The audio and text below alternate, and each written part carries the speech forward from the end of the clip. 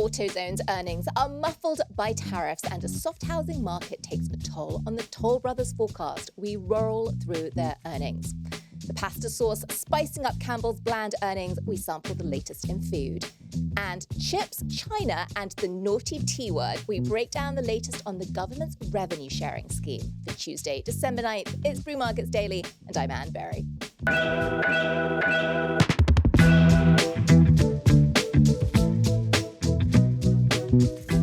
More market details to come, but first, NVIDIA's got it, so has AMD, and soon Intel, Broadcom, and, quote, other great American companies will carry one too.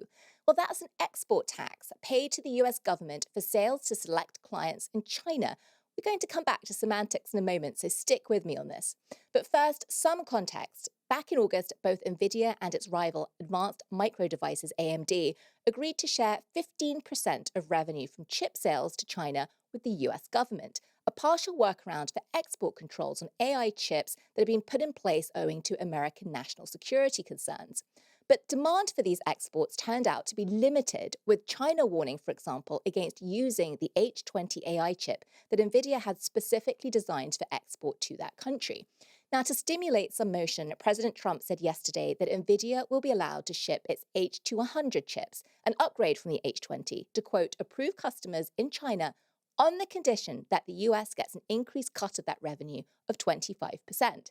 Now, in a post on Truth Social, the president wrote that, quote, the Department of Commerce is finalizing the details and the same approach will apply to AMD, Intel, and other great, all caps, American companies. He did go out of his way to point out that the permitted exports do not include the most advanced Blackwell and Rubin NVIDIA chips, saying, quote, my administration will always put America first. But whether China actually wants the expanded chip options is really still an open question. Today, the Financial Times reported that China would likely limit access to the H200, citing unidentified sources. NVIDIA CEO Jensen Huang has said that the AI semiconductor products of the Chinese tech giant Huawei are, quote, probably comparable to the H200 chip today anyway, and they're quickly improving. Now, Chinese startups, as well as stalwarts like Alibaba, market cap over $370 billion, and Baidu, market cap $43 billion, are also racing to bring competitive products to the local Chinese market. So there's a lot going on here and a lot that's going to keep developing. But there's also one nugget in amongst all of this that I've personally found fascinating. Because when these, quote, revenue sharing agreements between the US government and chip makers were announced earlier this year, of course, I raced to see which other US products have export taxes on them. Well, as it turns out, technically, none. And there's a good reason that the words revenue sharing are used instead of export taxes. Article 1, Section 9, Clause 5 of the US Constitution prohibits Congress from laying taxes and duties on articles exported. For national security or policy reasons, the US can put in place export controls limiting the actual physical flows, but the T word is heavily loaded. Now, instead of pushing back or pursuing litigation, as the likes of Costco have done with respect to Trump's taxes on imports, interestingly, NVIDIA and its chip peers are, at least for now, playing ball on the export front by accepting these so-called revenue-sharing terms rather than calling them out as export taxes. Never a dull moment in the trade wars and that endlessly lively intersection of the markets and politics that we love to cover here on Brew Markets. While NVIDIA stock nudged down today, AMD pretty flat, looks as though the market's still figuring out whether China will in fact lean in to buy. We're going to keep on watching. Coming up, shares in AutoZone are down. What the growth plan disclosed on today's earnings call tells us about the state of the auto parts sector. It's more interesting than it sounds. And Pfizer, CVS, and Challenge Campbell's all moving today. We trace in which direction. Well, quarterly earnings reports continue to seep on in. They're not rolling in right now so much, sort of dribbling on in and sending stocks moving. So we're still keeping on top of it. And today we are looking at two companies that saw their shares fall. That's Toll Brothers, the luxury homemaker, and AutoZone, the ubiquitous auto parts company. Now, these aren't the most glamorous names, but they are, in fact, bigger names than you might think. So we're going to take a quick peek to see what's going on with them. So, John, Kick us off. What's going on with AutoZone? That's right. We're going to start by getting into the zone, Yes. the earnings Yes. zone. AutoZone, ticker AZO on the New York Stock Exchange, with a market cap of $58 billion. Big company. Yeah. Shares were down as much as 8% today, with a Barron's headline pointing out that it was today's worst performer on the S&P 500. And to the earnings, the revenue of $4.6 billion was up 8.2% year over year, but fell short of estimates. Earnings of $31.04 a share also missed estimates. An operating profit of $784 million was down year over year. So interesting, isn't it? That having revenue up 8% year over year, for a lot of companies that would be a real win and you'd be taking a victory lap. And also that magic metric in retail that we often talk about is same store sales. So that's really for the same four walls that have been open for a while, truly like for like growth was pretty good here as well for AutoZone. 6th straight quarter of growth in same store sales, up 5.5% across both domestic and international. Strong sales. So, you sort of ask yourself, well, what's the market's problem? Right. But it really is the fact that this was the 6th straight earnings miss for AutoZone. So when I look at that symmetry, it's telling us that they've figured out what to do on the top line, but they're not translating it into gains in profit margin. And they are having to invest in growth here, which means that some of the hit to margin you expect to come back over time, but the market's perhaps not as confident in the ability to recoup it. The other thing here, which we've got to talk about, tariffs. This industry really is feeling the tariff impact. Yes, and this company and all the others have been saying over the last several months that they have been increasing prices because of tariffs. They've been passing that cost along to the consumer. This is one where we took a step back, right, John? And we were looking at this and going, this one to me feels like an undercovered story because we think about the number of auto owners in the United States is massive, Sure. right? This is a large installed base of cars that is the addressable market for AutoZone and competitors like O'Reilly Automotive and Advanced Auto Parts. Going to come back to those in a moment. But just to give you the sheer sense of the size of this business, AutoZone already has 6,666 stores in the United States. It opened 39 new ones in the US in the last quarter. So it's got a pretty robust pace of opening up new doors. And it's also international. It's got a total international store count of over 7,700. And it doesn't seem to get as much coverage as some of the other big retail players that we talk about. That's right, and they're expanding. That's part of the whole plan. Phil Daniel, the president and CEO, said we plan to aggressively open stores over the remainder of the fiscal year as we continue to focus on getting market share. And I think that really is the key to it. So just to go back to the top again, we saw shares down as much as 8% today. Yes, because of that earnings miss. Although you've got to ask, when you miss earnings expectations for 6 straight quarters, is it the company's outlook that's squirrely, or is it just the analyst community not getting their projections quite right? So we can put that on pause for a moment. The key to this is the CEO saying our focus on gaining market share, which does explain some of the performance of some of the big competitors. So O'Reilly Automotive, market cap $80 billion, 6,500 locations in North America. Advanced Auto Parts, also publicly traded. It's going through a restructuring. It's about 2.5 years in now to a turnaround. Market cap much smaller, $3 billion. But a lot of locations, again, 4,300. Both O'Reilly and Advanced Auto Parts saw their shares down today. O'Reilly by 4%, Advanced by 7%. Again, AutoZone down by 8%.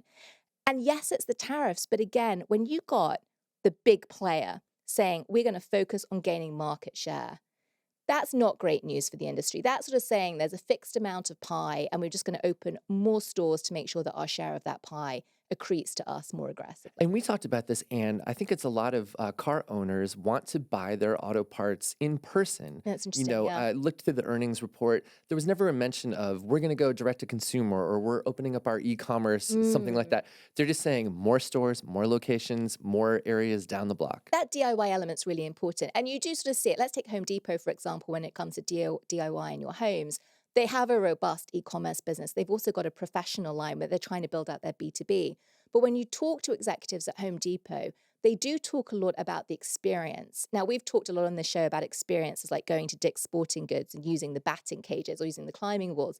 This is a different kind of experience, which is really seeking out expertise and really feeling that you've got someone in the form of the store associate, a human being, where you can go to them and say, of the abundance of choice with the SKUs available here. Which one do I go with? What's your expert opinion? I feel like this. I could go order, screwdrivers and hammers online, and I don't. I go to my local Ace Hardware store because I want someone to say, no, this is the right one for you. Sure, exactly. And I've had that experience going to AutoZone in the past. There you go. I mean, I can totally see you, by the way, producer John, in AutoZone, browsing around, chatting up one of the store associates, trying to get their take on something.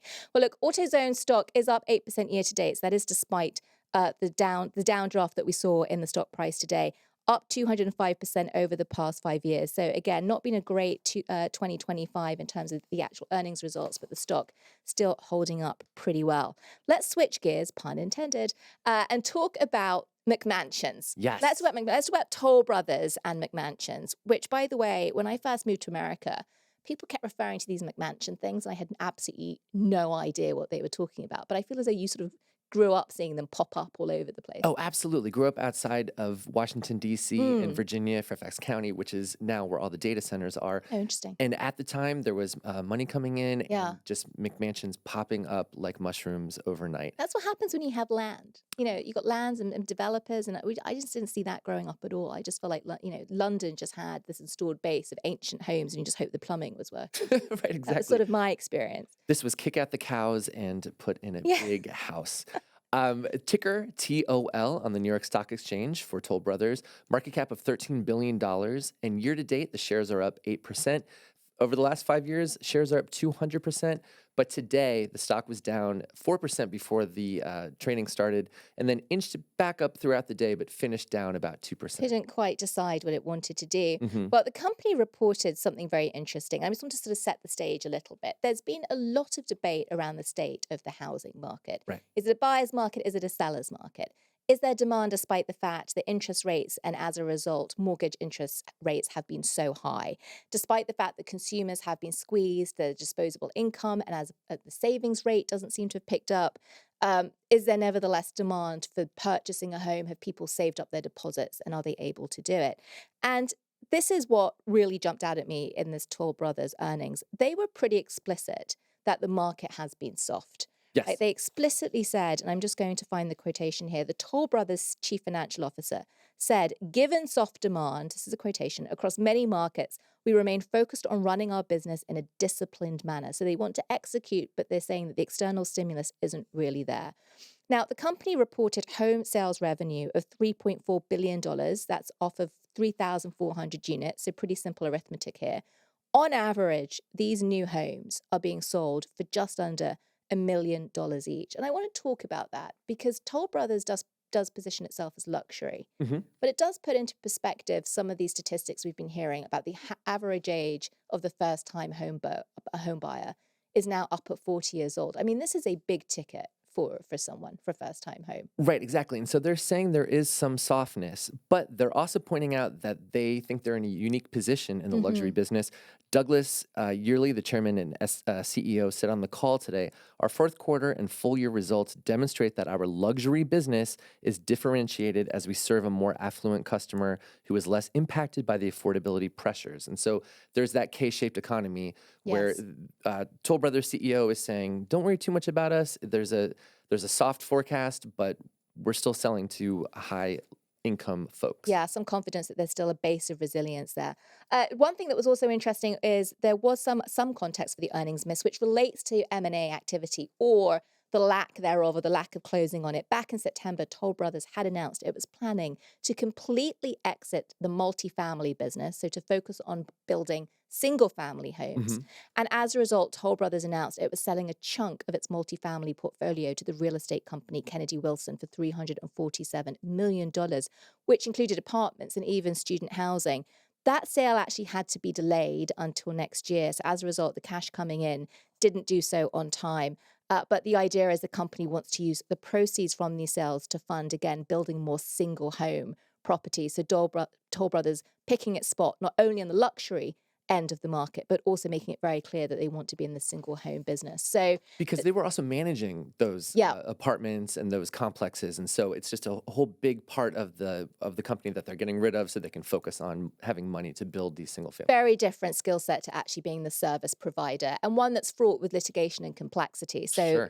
the idea that Toll Brothers wants to stick to its knitting makes a ton of sense. So look, this one isn't necessarily a bellwether for real estate, but it's just another data point that there are signs of confidence that the market is going to come back to a slightly more robust, higher velocity set of circumstances. Summer data from the National Association of Realtors showed that sales of homes priced above $1 million were up 7% over the previous year, compared to a measly under 1% increase across the board. And this reminded me of the conversation that I had with the CEO of Coldwell Banker Realty a couple of weeks ago. Coldwell, again, focused a little bit more on that luxury market. And she had said, no, we're actually seeing a decent amount of activity, and we're just getting more optimistic as the horizon expands to include potential rate cuts, including, which I'm going to come back to, the rate decision we're expecting this week from the Fed. Well, we're going to keep on watching this one. Toll did say that it sees between 10,300 and 10,700 homes being delivered next year, coming in below the average analyst estimate. Again, a little bit of softness, but overall, they're saying we think it could get better as again, this interest rate activity becomes clearer.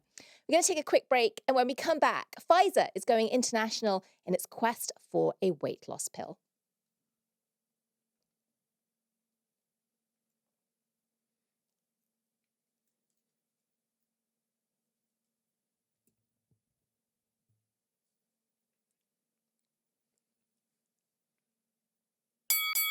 4 p.m. on the East Coast. There it is, the bell indicating the market's closing, wrapping up for the day. We don't have a ticker tape, but we'll throw it over to our human ticker, our producer, John. That's right. The S&P 500 finished down 0.1%. The NASDAQ finished up 0.1%, and the Dow was down 0.4% on the day. So pretty flattish overall in the markets. Of course, we are eagerly anticipating what happens with the Fed. A meeting's starting tomorrow, Fed rate decision due out on Wednesday. But despite the flattishness today, we saw a couple of folks make real moves, starting with CVS, jumped 3% today on the back of its analyst investor day, which was filled with pretty good news for shareholders. Revenue guidance for the whole of CVS for the year was boosted by $3 billion to hit at least $400 billion in sales for 2025. Earnings per share guided to mid-teens annual growth through 2028. I've got to tell you, John, I have up in front of me at the moment, I've got it on my computer, the Investor Day presentation that CVS issued. I've got to tell you, it's incredibly, incredibly dense, but there are a couple of interesting nuggets in there. They talked about integrating Oak Street. That was a big acquisition that they'd done. They talked about leaning into Medicare because they just see the outlook for what a high proportion of Americans ultimately will be dependent upon Medicare. And they talked about faster delivery in their pharmacy services. So this is one very much a play to do with diversification, lots of different business lines. And you can tell it's a really long presentation. I had to really sort of print it out, get a strong cup of coffee, and wade my way through it for everybody. Did they keep the presentation behind Lucite and you had to ring a bell to be able to read it? Yeah, like every other experience we have in CVS. No, this one was easily accessible. It was downloadable. The Lucite things are driving me bananas. They need to address so painful. They need to do something about that. Yeah. All right, and then over to Campbell's, which recently was hit by the release of a recording of a now former IT executive saying that the company makes, quote, highly processed food for poor people. Well, Campbell's saw its stock drop today over 3.5% on the back of weak earnings. So I dug into this one. I printed out the earnings report and I was just searching for some glimmers of hope. I got to tell you, this one was pretty replete with bad news. Net sales were down 3% overall. If you looked at the different categories they compete in, meals and beverages saw weakness across the major brands. Snacks, all those delicious household names, Schneider's of Hanover pretzels, Goldfish crackers, all pretty much down too. And then adjusted EBIT, which is a measure of profit, was down a pretty hefty 11%, hitting just over $380 million for the quarter. So it was pretty rough news, except there was one sort of bright spot. That's right. The one limited bright spot was growth in Rao's, the pasta sauce brand. Campbell's doubling down there with an agreement to buy 49% of La Regina, which actually produces Rao's. It's so funny. So John has written out Rao's phonetically. And the reason he's done this is when we talked about this brand in the past, I kept calling it Rouse. And Dan Bowser, one of our producers, who's a proudly Italian, was like, Anne, You got to stop saying that. It's Rao's. So thank you for the phonetic spelling it out For properly. both of us. For both of you. Well, Campbell's, which already owned the brand, Rao's, vertically integrating the supply chain here by buying its 49% stake in its producer. Very interesting move, I thought. It is very difficult in food right now. We're seeing a lot of consolidation. We've talked a lot about that on this show. We're seeing consolidating to break up as we see the food companies really trying to split themselves into places where they have either a real superpower, a real competitive edge, or splitting out the lower growth categories and brands from the higher growth categories and brands. So Campbell's is one that hasn't actually made a major move yet. So really watching this one to see if it's forced to do something strategic, including some acquisitions or divestitures. And finally, we're going to touch on Pfizer, which clearly just really, really, really wants oral treatments for obesity. Now, we remember that the pharmaceutical giant, market cap $145 billion, agreed to pony up $10 billion for the nascent obesity treatment biotech company Metsera last month after the most incredible bidding war against Novo Nordisk. That is how badly they want to go and diversify away from injections to actually having oral treatments. That's the golden ring. That's the golden ring. Today, Pfizer said it has struck up to $2.1 billion licensing deal with China's Yao Pharma to develop and commercialize its obesity pill with an upfront payment of $150 million, followed by up to nearly $2 billion in milestone payments, plus tiered royalties on sales if that drug is approved. Now, Yao Pharma's drug targets the same gut hormone, GLP-1, as Pfizer's arch rival Novo's blockbuster weight loss injection, Wegovy. But the pill is still in really early stage development. It could literally take years to reach patients, if at all. So Pfizer stock ticked down slightly on the news.